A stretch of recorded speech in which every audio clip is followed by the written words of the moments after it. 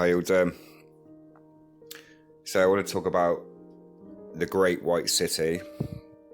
So the official line is the area now called White City was level arable farmland until 1908, when it was used as the site of the Franco-British Exhibition and the 1908 Summer Olympics. In 1909, the exhibition site hosted the Imperial International Exhibition, and in 1910, the Japan-Brit Expedition. The final two expeditions to be held were the Latin-British Exhibition 1912 and the Anglo-American Exhibition 1914. We'll have a look at these through this video.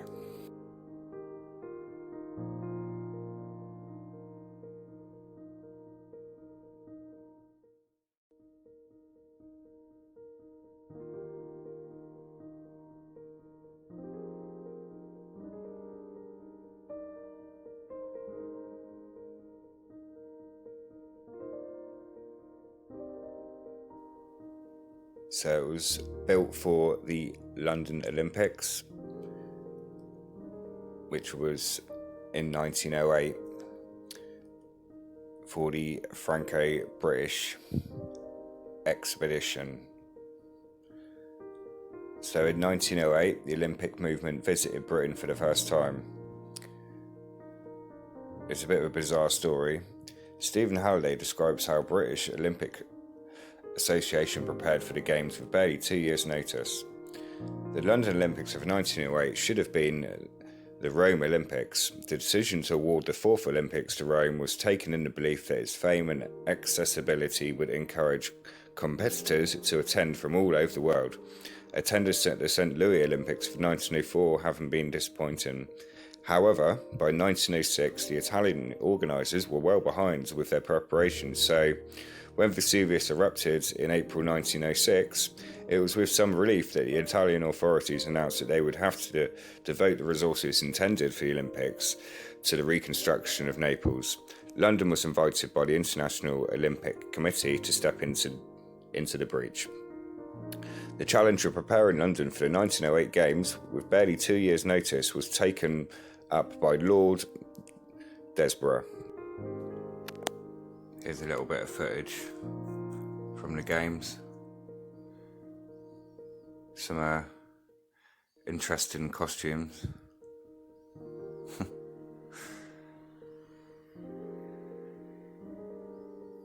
Very Victorian, isn't it? It looks like.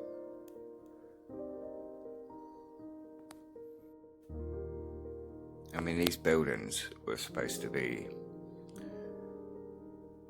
semi-temporary, so it took, I believe, 16 months to build the whole of this complex. If you look at this image again, 16 months. I mean, look at the intricacy in some of those buildings.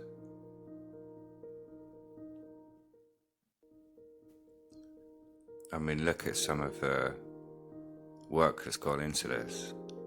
I mean, this is a photo that's a little bit later, but it's still the same complex.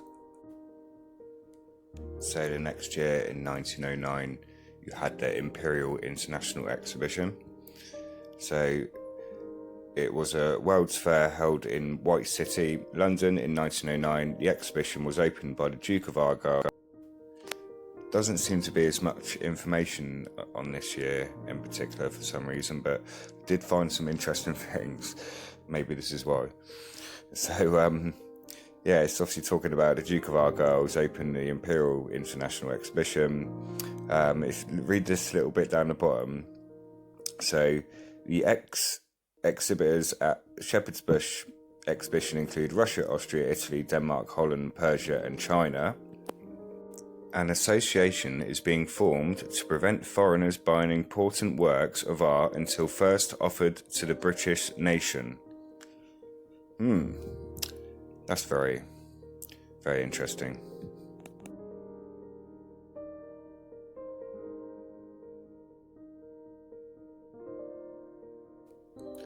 So here's another interesting photo. Were trams steam powered? Because it certainly looks like there is some sort of smoke coming out of the back of that tram.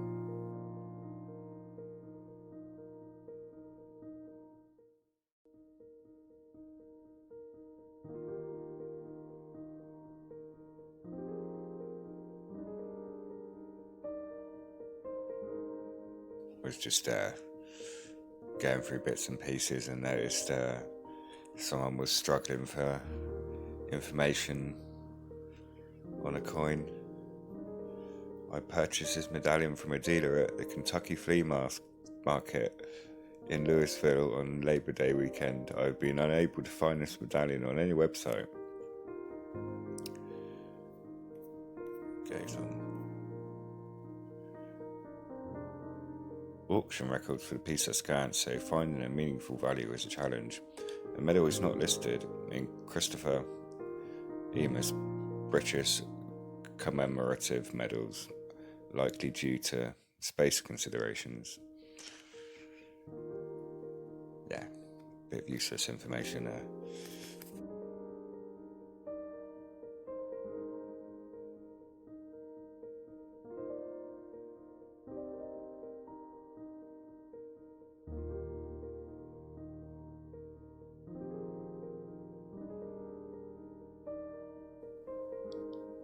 Now I had to look this up because I'd never heard of Witching Waves. Now, Witching Waves is a flat ride installed at several amusement parks worldwide. The first installation was at Luna Park on Coney Island, New York, United States in 1907. It was one of the most popular rides at Luna Park, invented by Theophilus Van Canal, who also invented the revolving door. It consisted of a large oval course with a flexible metal floor, and there were hidden reciprocating levers that produced a wave-like motion. The floor itself did not move, but the moving wave propelled small scooter-style cars with 2 seats, which could be steered by the riders. So to show different cultures, I believe the official narrative was different nations had different villages, and the native invited over willingly. Some do question that.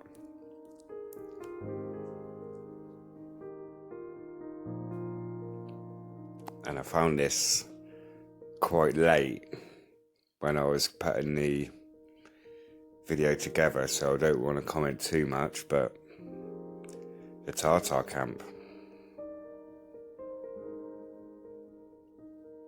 What's everyone's thoughts on that? Comment below.